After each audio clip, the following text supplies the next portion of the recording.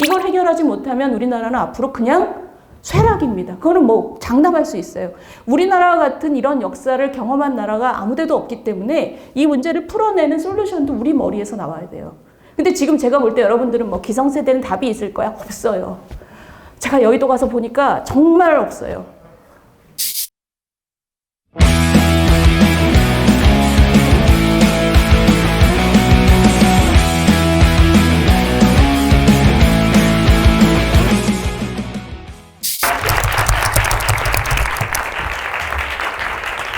(2000년도에) 중학교 교육을 가는 친구들, 1990년에 태어나고 1980년대 중반에 태어난 친구들, 그 친구들이 이 앞단에 있는 저 60대 중반 70대 어른들을 보고 무슨 생각을 할까요?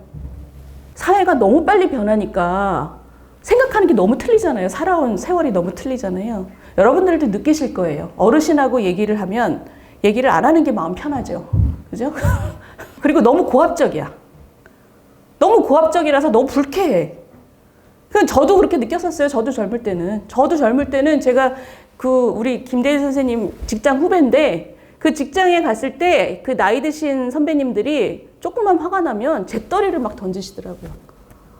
그러니까 제가 그 당시엔 젊은 사람 입장에서는 대화하는 법을 못 배웠나? 이런 느낌이 들어요. 그거를 아마 여러분들이 지금 제 세대한테 느끼고 있을 거예요. 이분들이 저 전쟁 이후에 저 먹고 사는 게 너무 바빴던 세월 동안 무슨 소통의 기법을 배웠을 것이며 무슨 민주주의의 그 훈련을 받았겠어요. 나와 생각이 다른 사람과 소통하고 이해하고 참는 것을 배운 적이 없는 사람들입니다. 그거는 여러분들 눈에는 제 세대도 마찬가지일 거예요. 근데 기성세대 입장에서 젊은 사람들은 어떠냐면, 야, 저렇게 풍요롭게 살면서 진짜 싸가지는 진짜 없다, 이렇게 느끼죠. 어떻게 저렇게 생각하지? 어른들이 그렇게 생각합니다. 세대 간의 차이가 너무 크기 때문에. 왜냐하면 우리는 너무 사회가 빨리 변해서 각 세대가 어떤 생각을 하는지를 알 수가 없어요. 완전 다른 인종들이에요, 지금. 그런 그 사회 속에서, 이 그림 속에서 뭐가 나타나냐면, 모든 사람들이 이 안에서는 사회가 너무 빨리 변하고 앞 세대로부터 배울 것도 1도 없다고 생각하고, 지금처럼 기술이 이렇게 빨리 변하는 사회에서는 어르신들이 아시는 것에 대해서 내가 별로 알고 싶지도 않고 나 때는 말이야 하고 얘기하면 진짜 기분 나쁘고 피곤하죠. 그게 지금 우리가 너무 빨리 발전해서 그렇습니다. 단지 기술만의 문제가 아니라 우리가 경제 성장을 굉장히 압축적으로 했기 때문에 그렇습니다. 그런데 이런 상황에서 모든 세대가 어떻게 느끼냐면 내가 약자라고 느껴요. 나이 드신 분들은 나는 평생 자식 공부시키고 열심히 일한 것밖에 없는데 지금 노후 준비는 안 돼 있고 갑자기 그 평균 수명은 너무 늘어가지고 내가 너무 오래 살아야 돼요. 근데 젊은이들이 나를 심지어 틀딱이라고 막 얘기를 해요. 그러니까 너무 억울한 거죠. 너무 억울하니까 화가 나니까 무슨 조금만 부딪히면 막 화부터 내요. 젊은이들은, 야, 어른들은 땅값이 오르고 집 하나 마련하면 지금 부자 됐는데 우리 인생에서는 그런 기회라고는 이제 없고 내 인생은 굉장히 어두워. 그리고 여성분들은 뭐 내가 결혼해서 애라도 낳으면 경제활동의 전망이 굉장히 어두워지고 육아휴직 갔다 오면 승진해서 누락되고 이런 걱정들을 언니와 엄마를 보면서 또 해요. 그 남성들은 갑자기 사회에서 남자들의 자리가 갑자기 줄어들었다고 생각을 하고 있어요. 모든 지금 지역 갈등, 계층 갈등, 그 정치적인 스펙트럼의 갈등, 남녀 갈등, 이 모든 것이 우리나라는 이 그림 하나에 다 들어 있습니다. 그렇게 될 수밖에 없었던 사연이 있는 나라예요. 60년 동안 이렇게 많은 성과를 가진 나라지만 그 안에는 사회의 원심력이 너무너무 강하게 작용하고 있는 거죠. 갈등과 마찰의 요소가 너무 많습니다. 그럼 어떻게 해야 되느냐? 그러니까 여기서부터 제가 아까 질문이 여기로 들어가는 거예요. 아까 우리가 맨 처음에 이 얘기죠. 자유가 많으면 사람들이 많은 시도를 하고 실패도 하고 그래서 시장이 작동을 활발하게 해서 그게 바로 시장의 다이너믹스라는 거잖아요.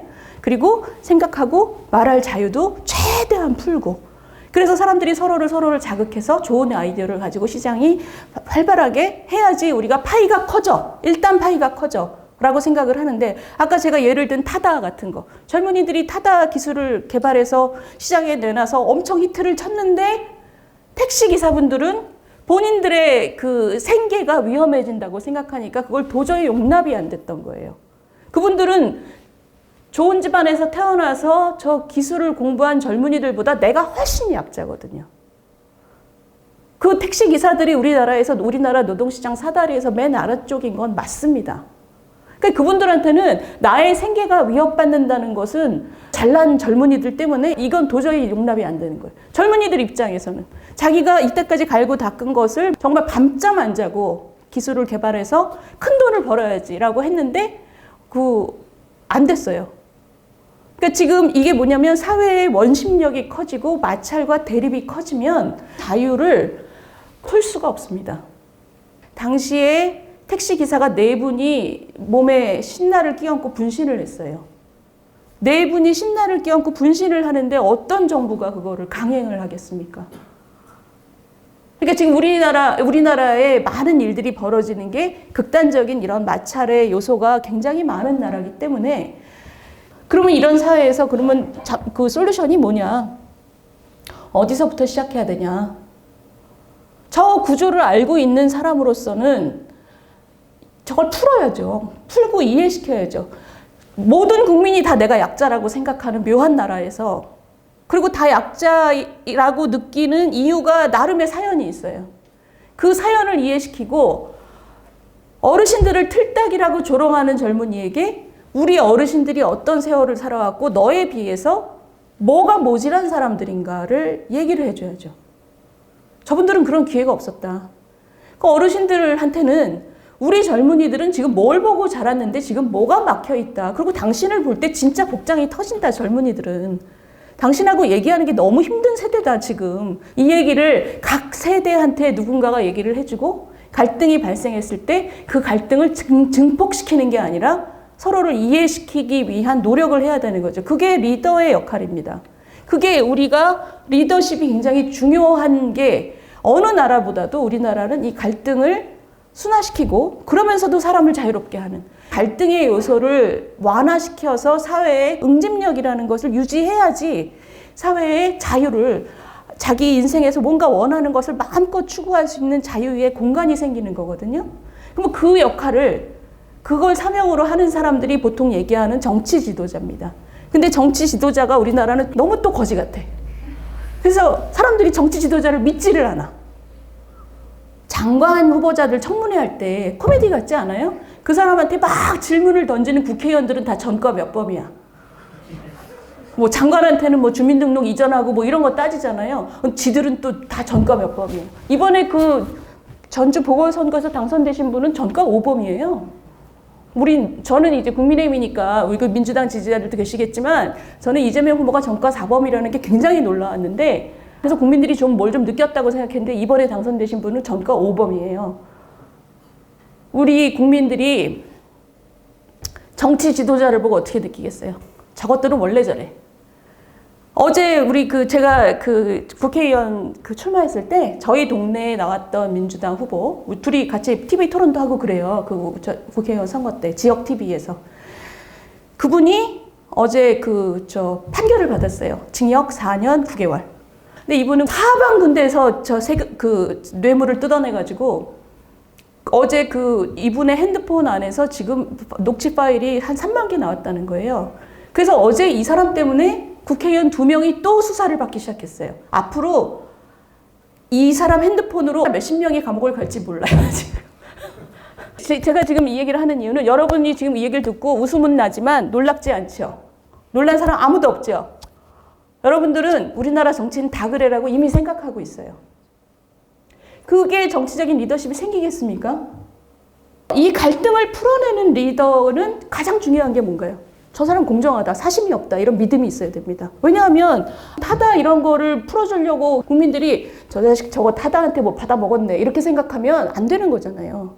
저 사람은 나라를 위해서 저러는 거구나. 우리가 좀 생각을 다시 해볼까? 그럼 신뢰를 받아야 되잖아요.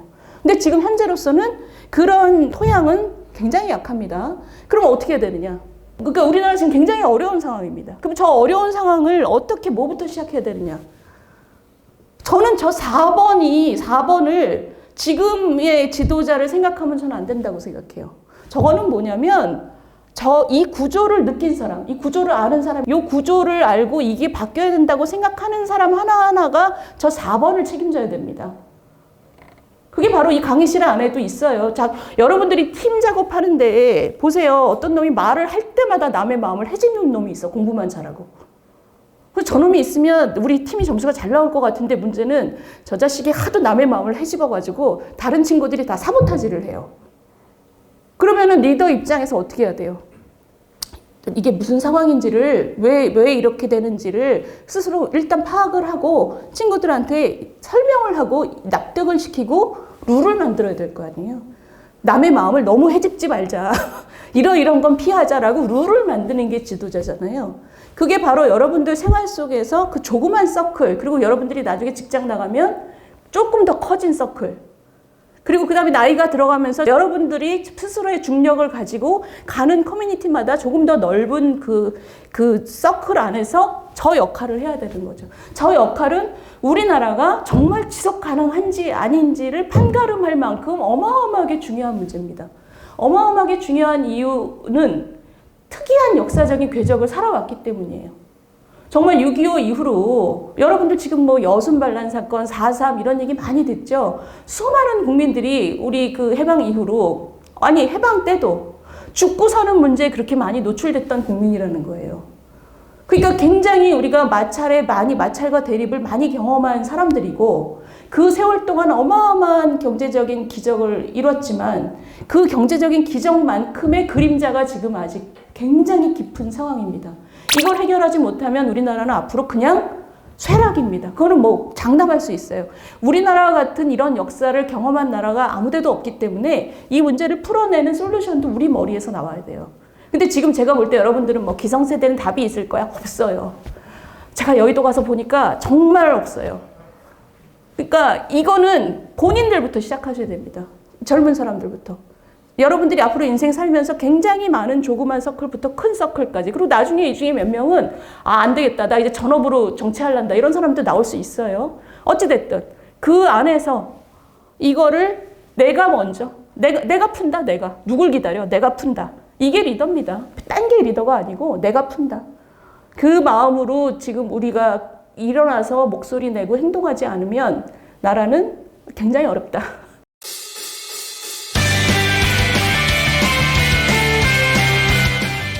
기성세대에도 그런 분들이 분명 있을 텐데, 그런 기성세대 리더들과 그리고 우리 후세대의 저희의 이런 잠재력이 있는 사람들과 어떤 식으로 협업을 해서 그걸 해결할 수 있다고 생각하는지가 두 번째 질문이고, 네, 그리고 마지막으로 그럼 설득이 가장 중요하게 될 텐데, 그럼 남을 상처 주지 않는 설득이 정말 가능할 건지, 그것도 어떻게 해야 될지도 개인적으로 되게 궁금합니다.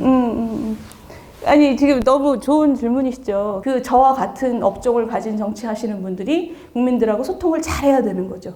그리고 아까 뒤에서 물어보신 거, 좌와 우를 모두 다 아우르는 사람이 있을 필요는 없다고 생각합니다. 저는 굉장히 보수적인 사람이에요. 저는 사회적인 영역에서는 굉장히 진보적이라고 할 수 있지만 경제 정책이나 정치 철학에 있어서 저는 굉장히 보수적인 사람입니다. 근데 굉장히 왼쪽에 있는 사람들이 나오기를 저는 바래요. 각자 자기 얘기를 멋있게 하는 거죠. 국민들이 그걸 듣고 판단하게끔 하는 거. 그게 바로 공론장이라는 거잖아요. 다양한 얘기를 국민들로 하여금 듣게 하고, 그래서 판단하게 하고, 본인의 생각을 정립하게 하는 거. 그게 지금 우리나라에 필요한 부분입니다.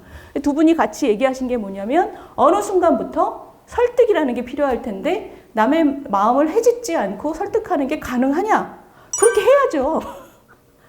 그렇게 해야죠. 그게 여러분들 직장 가시면요. 제가 이제 직장에서 사람을 많이 뽑아봤잖아요. 사람을 뽑을 때 제일 중요한 게 뭐냐? 저게 우리 회사 와서 폭탄으로 작용할 가능성이 있느냐? 그게 뭐냐? 하는 말마다 남의 말을 해집어서, 남의 마음을 해집어서 회사의 생산성을 낮출 만한 사람들이 간간히 있습니다. 그게 바로 소셜 스킬이라고 하는 거거든요. 아주 날카로운 본인만의 스킬, 지식도 중요하지만 그게 아무리 좋아도 저거 폭탄이야 이런 느낌을 주면 이 사람에게 그 관심을 끊어버립니다. 그게 뭐냐면 남의 마음을 헤집지 않고 자기 얘기를 할 수 있는 스킬이라는 것을 여러분들이 갈고 닦아야 됩니다. 그건 굉장히 중요한 능력이에요. 현대 세대에서 서양도 마찬가지고 우리도 마찬가지고. 그러니까 그거는 그게 가능할까요? 라고 묻지 말고 내가 그걸 어떻게 갈고 닦을까를 생각하셔야 돼요. 하나의 당에서 하나의 목적을 향해서 가야 하는 당 입장에서 여러 가지 의견을 냈을 때 그것이 과연 좋은 정치로 갈 수 있을지 아니면 어떻게 보면 당이 지지율이 떨어진다든가 당의 동력을 잃는 것 같이 이제 그런 안 좋은 이제 자유를 내므로써 그런 영향을 줄지 그런 것에 대해서 교수님께서 어떻게 생각하시는지를 여쭤보고 싶고 우리는 정치에서 굉장히 핵심적인 질문을 해주셨어요. 단일 대오, 내부 총질 이런 얘기를 그 당에서는 많이 합니다. 근데 저는 어떻게 생각하냐면 의견이 단일 대오로 가져가야 된다라는 생각을 할 필요가 저는 전혀 없다고 생각해요. 아까 제가 말씀드린 공론장이라는 건 당도 마찬가지입니다. 당도 같은 목표를 향해 가는 여러 가지 방식이 있는 거고 그 방식에 대해서 우리는 이렇게 다양한 의견이 있다는 걸 국민들한테 보이는 것이 저는 오히려 그 당에 대한 매력을 높이고 지지율을 높인다고 생각합니다. 그런데 우리가 누군가의 마음을 헤집지 않고 얘기한다 그럴 때 보통 우리 듣기 싫은 소리 얘기하면 다 마음이 헤집어지죠. 그런데 헤집어지는 사람이 누구인지가 중요한 겁니다. 마음이 헤집어지는 게 예를 들어 대통령이다. 그럼 대통령이 그걸 감수해야죠. 가장 강한 사람이잖아요. 가장 강한 사람이고 세상에서 가장 다양한 얘기를 들어야 되는 사람이에요. 강한 사람에 대해서는 우리가 저 사람 원치 않으면 어쩌지? 그러고 아무 얘기를 못하면 그 사회의 건강성이 없어지죠. 그런데 이런 건 있어요. 작년에 있었던 일인데 그 대통령에 대해서 막 비판을 하면서 정말 그 누구의 마음을 헤집었냐면 당원들의 마음을 헤집은 비판들이 있어요. 당원들의 마음을 막 헤집으면서 당 지도부나 대통령을 비판을 하면 그러면 판단이 어려워지는 거예요. 왜냐하면 저렇게 당원들을 수치스럽게 만드는 방식으로 굳이 말을 해야 되느냐. 그거보다 더 나은 방식의 말을 할 수 있는데 우리가 사회생활하면서 남의 마음을 헤집지 않으면서 자기가 하고자 하는 말을 분명하게 하는 것이 굉장히 어렵고 중요한 능력이라고 그랬잖아요. 그게 정치인으로서는 정말 최고의 능력입니다. 근데 문제는 그렇게 하면 신문기자들이 안 받아줘요. 신문기자들은 굉장히 자극적인 말, 쌍스러운 말을 막 받아줘요. 그러니까 그렇게 기자들이 나의 이름을 언급하게 하기 위해서 거의 쌍스러움의 경쟁이 지금 일어나고 있는 거잖아요. 그럼 이게 나쁜 정치죠. 그러니까 이걸 좋은 정치로 만들려면 남에게 상처를 주지 않으면서도 기자들의 귀를 잡을 만큼 날카롭고 내용이 있는 얘기를 하기 위해서 어마어마한 고민을 해야 되는 거죠. 이게 정치를 좋게 만드는 길입니다. 제가 아까 보여드린 거 있잖아요. 우리 사회의 60년의 그 세대의 격차. 그 세대 격차 속에서 지금 굉장히 그 고연령대 분들은 단일 대오 이런 거 되게 좋아하십니다. 제가 유튜브를 하는데 유튜브 윤희숙 TV 여러분 오늘 가서 꼭 구독하세요.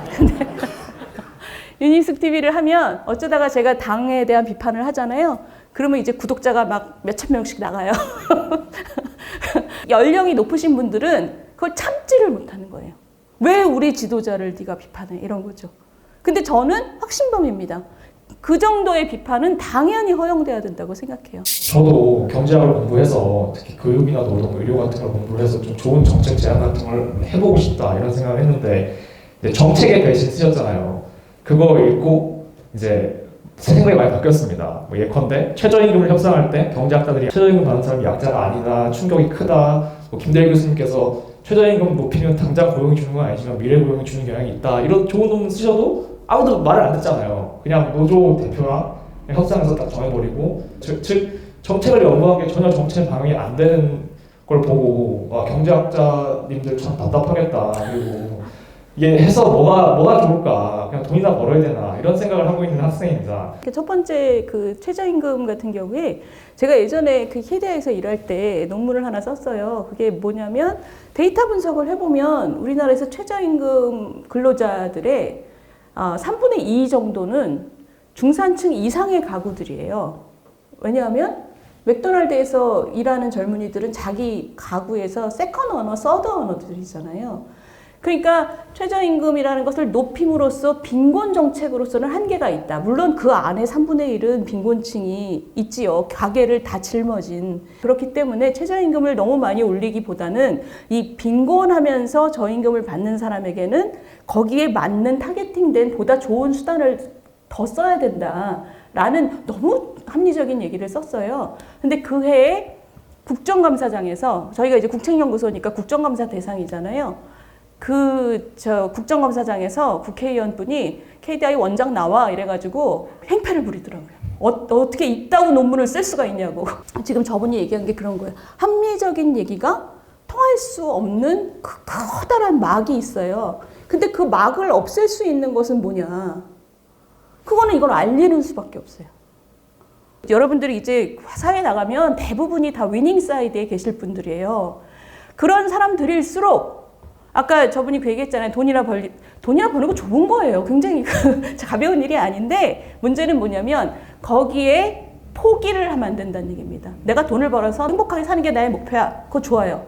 돈을 어느 정도 번 다음에 그 다음에 난 좋은 일을 할 거야. 그것도 좋아요. 근데 그 중간에 이거 해도 안 돼.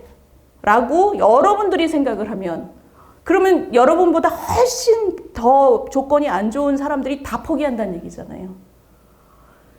자기가 어떤 오피니언을 리드하는 사람이 될 거라고 생각하는 사람 또는 되고 싶어 하는 사람은 절대로 해서는 안 되는 게 포기입니다. 포기와 냉소. 그 두 개는 피하셔야 돼요. 끝없이 솔루션을 찾아야 됩니다. 근데 지금 저분이 얘기한 거가 지금 최저임금이나 이런 거를 사람들이 잘 모르고 있다. 알려야죠. 계속 어떤 식으로. 그건 뭐 정책 연구하는 사람이 알리는 것도 있고 주변에 계신 분들한테도 자기가 좋은 정보를 알고 있으면 알리고. 그러면 끊임없이 얘기를 해야 돼요. 정치 지도자로서 정직해야 된다. 정직하지 않고 많은 거짓에 거짓을 쌓아가는 것은 그 자체로 까발려야 되는 거고. 그리고 정치 지도자로서의 어떤 덕목을 우리 사회가 요구하는지 청문회에서 얘기하는 거 보면 진짜 무슨 성인 군자만 요구하는 것 같지만 그걸 물어보는 사람들은 다 뒷골목 사람들이고 이런 구조 자체를 계속 까발려야 되고 그리고 정책적으로도 예를 들면 기본소득이다 그러면 경제학과 학생들은 알 거예요. 어려운 사람이 많을수록 모든 사람한테 뭘 똑같이 나눠준다는 게 얼마나 정신 나간 얘기인지 알 거예요. 그죠? 어려운 사람이 많을수록 어려운 사람에게 뭘 더 줘야 되는 거죠. 반복해서 이게 왜 정신 나간 얘기인지를 잘 얘기하는 그 노력이 있어야 되는 거죠. 사실 그 얘기를 저 같은 정치인들이 많이 해야 되는데 또 그걸 잘 못하고 있는 건 맞아요. 근데 해야 되죠. 한국 특유의 허영심을 대변하는 그런 자료들 좀 제시를 해주셨는데 되게 이거 보면서 떠올랐던 게 있어요. 일본 언론에서 그 한국의 그 오마카세를 그렇게 그 오마카세에서 꼭 밥을 먹어야 하는 그런 문화? 막 커플들이 가서 오마카세 남자친구가 막 뭐 사주고 그런 문화 있잖아요. 그걸 보면서 어째서 우리나라엔 저런 허영심이 왜 우리나라가 왜 이렇게 허영심이 많이 찌들어 있나, 저렇게 어떤 마음이 되게 약한 상태가 되었나 이런 생각이 좀 들기도 했고, 어떻게 보면은 이게 문제라는 것은 또 해결을 해야 한다라는 거잖아요. 그런 어떤 겉으로 보이는 어떤 거치장에 매몰되지 않고서 어떻게 그 자기 나름대로의 행복의 길을 좀 찾아 나가려고 하는 어떻게 보면 그런 심리를 가지게 되는 문화를 좀 형성할 필요가 있다는 건데, 혹시 어떤 좀 정치를 해오셨던 입장에서 좀 어떻게 하면 국가가 이 사람들의 마음을 특히 뭐 반짝거리는 뭔가가 없어도 좀 스스로 뭔가 탄탄하게 채울 수 있도록 할 수 있을까에 대해서 좀 고민하시겠나 좀 여쭤보고 싶었습니다. 허영심이라는 표현을 쓰셨잖아요. 그게 뭐냐면 뭔가 이렇게 축적하려고 하는 게 아니라 지금 현재의 소비에 욜로지. 그게 우리나라만이 아니라 많은 나라에서 성장이 꺾이면서 뭔가 축적하겠다는 욕심을 버리고 현재에 집중하는 그 까르페 디엠, 이게 여러 나라의 공통적인 현상입니다. 근데 우리는 그게 좀 심한 거죠. 근데 그거를 우리 지금 친구는 허영심이라는 표현을 썼는데, 그거를 허영심이라고 표현하기는 너무 무거워요. 무슨 뜻이냐면 제가 아까 말씀드린 것처럼 내가 이걸 안 갖고 있으면 사람 대접을 못 받아 라고 생각하는 사람이 그거를 백화점 오픈런 할 때 수백만 원짜리를 사는 걸 보고 허영심이라고 생각할 수 있을까? 가 제 고민입니다. 근데 여러분들이 이거를 이제 공부를 해보면 앞으로 공부하실 그 기회가 많겠지만, 우리가 지금 지향하는 자유민주주의의 앞부분, 자유주의와 민주주의가 합쳐진 개념이 자유민주주의인데, 이 앞부분 자유주의 있죠? 이게 기본적으로 어디서부터 시작이 됐냐면 종교적인 사람을 귀하게 여기는 마음에서 시작을 했습니다. 그럼 생각해 보세요. 마틴 루터가 1517년에 95개 태제를 붙이면서 카톨릭을 비판했을 때 그 얘기가 뭐냐면 하나님하고 나 사이에 제사장이 필요 없다. 네가 뭔데 나한테 이래라 저래라야. 모든 사람이 하나님과 직접 교통할 수 있다라는 게 기본 아이디어입니다. 그게 개신교가 태어난 기본 아이디어예요. 그러니까 우리나라에도 혁명을 했던 많은 사람들이 그런 걸 외쳤죠. 왕후장상에 씨가 있냐. 그겁니다. 사람 위에 사람 없고 사람 밑에 사람 없다라는 것이 자유주의의 굉장히 기본적인 뿌리입니다. 그럼 그거 어떻게 하냐? 그게 굉장히 사람을 귀하게 여기는 자유주의의 아주 기본 토양이 우리나라가 충분하지 않고 모든 사람이 모든 사람의 마음을 상처 주는 그런 사회에서 그걸 어떻게 바꾸냐? 그게 답이 어디 있겠어요? 그 정부가 뭘 어떻게 하겠어요? 저는 뭐 교육 과정을 좀 더 그런 교육을 강화하는 것도 되게 필요하지만 그것만으로는 해결이 안 되죠. 그거는 진짜 사회의 모든 요소가 각성을 해야 됩니다. 먼저. 남을 무시하고 상처 줄 권리가 우리 누구에게도 없다라는 것을 서로가 서로에게 계속 깨우쳐도 주고 스스로도 깨우치고 그런 과정이 앞으로 계속 있어야 되는 거죠. 자유 시장에 있어서 가장 중요한 것이 결국 열심히 하는 사람이 능력 있는 사람이 그만큼의 보상을 받아야 된다는 건데 그것이 어떤 시스템적으로 현 사회가 많이 보장이 안 되고 있지 않나 하는 생각이 들었습니다. 우리가 공정을 얘기할 때 시장에서 경쟁이 시작되는 순간부터 노력과 성과와 재능이라는 것이 지배적인 기준이 돼야 된다는 것을 우리가 다 동의하는데 예를 들면 직장 가면 나이에 따라서 그러니까 근속 연수에 따라서 어르신들은 돈을 더 받는 거 이런 게 저는 되게 문제라고 생각해요. 그러니까 나이가 들고 근속 연수가 늘어나면서 본인이 일을 더 잘하게 되면서 더 받는 거는 괜찮은데 그게 아니고 그냥 내가 여기서 오래 일했기 때문에 돈을 더 받는 거 이런 거는 저는 고쳐져야 된다고 생각합니다. 우리나라가 전 세계에서 제일 심해요. 그게. 전 세계에서 가장 심한 룰을 갖고 있습니다. 우리나라가 앞으로 잘 되려면 그거부터 뜯어 고쳐야 된다고 저는 생각하는데 근데 우리 친구가 지금 물어본 것 중에서 굉장히 철학적이고 중요한 근본적인 문제는 그 시장에서의 경쟁이 시작되기 전까지의 문제죠. 경쟁이 시작되기 전까지 예를 들면 교육에 전혀 관심 없는 어머니 아버지 밑에서 태어나서 맨날 집에 와서 술 먹고 뻗는 엄마 아빠 집에서 태어나서 초등학생부터 집에 돌아오면 학교 끝나고 돌아오면 멍하니 텔레비만 볼 수밖에 없었던 아이들을 그 경쟁에서 어떻게 처리해야 되느냐. 이건 굉장히 어려운 문제예요. 그래서 그러면 거기에 대한 솔루션을 아까 제3의 길 제가 소개시켜드린 거기서 굉장히 중요하게 다뤘던 게 그런 건데 시장에서의 경쟁이 시작되는 순간부터는 어쨌든 공정하게 가야 된다. 그런데 그 경쟁으로 가는 길까지 너무나 불리한 환경에 처한 사람들에게는 정부가 이 친구들에게 그 불리함을 극복하도록 그 전에 예를 들면 지금 다문화 가정 아이들 학교 갔다 오면 뭐 돌보미들 붙여주고 이러잖아요. 하루 종일 멍하니 텔레비를 볼 수밖에 없는 아이들이 너무 많아요. 그 하층 계급이 형성되고 있는 겁니다. 하층 계급이 형성되고 있다는 얘기는 사회 응집력상으로 너무너무 안 좋은 거거든요. 그 하층 계급으로 분리된 계층이 형성되지 않도록 그 전에 노력을 많이 해야 되는 거예요. 광고를 하나 마지막으로 드리면 제가 국회의원 그만두면서 제가 나와서 공적으로 내가 뭘 기여할 수 있을까 생각을 해봤어요. 제가 가진 자산이 뭔가 그랬더니 유명해진 것밖에 없더라고요. 유명해졌기 때문에 그게 뭐냐면 내가 얘기를 하면 들어요, 사람들이. 예전에 제가 연구하고 교수할 때는 무슨 얘기를 하든 뭐 아무도 신경 안 썼는데 그래서 제가 열심히 하고 있는 게 지금 유튜브입니다. 우리나라 유튜버 중에서 가장 재미없는 방송입니다. 정말 가오와 품격만 있는 방송. 저희가 굉장히 우리 사회의 공론장을 활발하게 하고 우리가 뭔가 좀 사회를 건강하게 만들고 계시다는 분들을 찾아다니면서 인터뷰를 많이 합니다. 유튜브 윤희숙 TV 여러분 오늘 가서 꼭 구독하세요.